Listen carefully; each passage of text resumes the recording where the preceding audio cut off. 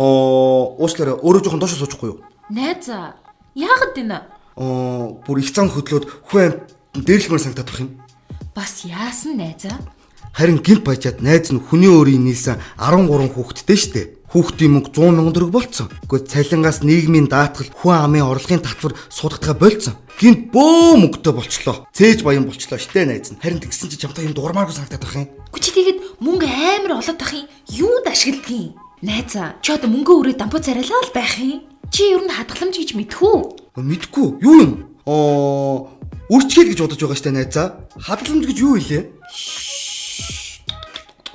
Илүү өндөр хүүгээр найдвартай банкнд хадгалуулах боломж байна. Цаан чин наад мөнгө өсгөөд бүр арвжуулах хэрэгтэй штэ. Ингээд гэж сонсож байна.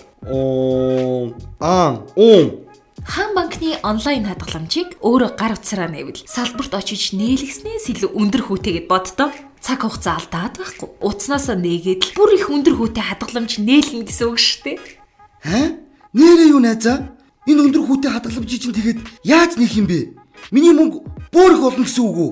Аль утсаа гаргаад ир. Хаан баг аппликейшн руугаа орчих. Тэгээд дансны их цэсээр ороод л хормын дотор өөрөө нээж шүү дээ. Одоо тэгээд хадгаламжийн дансаа гар утсаараа хүснээр хянаа шүү дээ, найз минь. Ийм амархан байсан юм уу да? Нэрээ найзаа, нээсэр хадгаламжиндаа яаж орлого хийх вүлээ? Их амархан найзаа. Гар утсаараа, интернет банкнасаа, эсвэл ATM-ээр хүссэн үедээ өөр хоорондын дансанд ямар ч шимтгэлгүй орлого хийж болж байна. Эсвэл бүр гоё үйлчилгээ байна.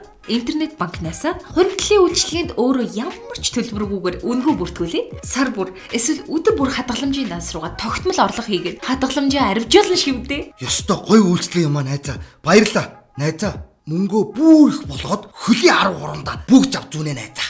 Эрүүл Монгол хүн та баян гэж цээжэд илтгэхээс илүүтэйгээр хадгаламжтай гэж өнгөрөөрэй.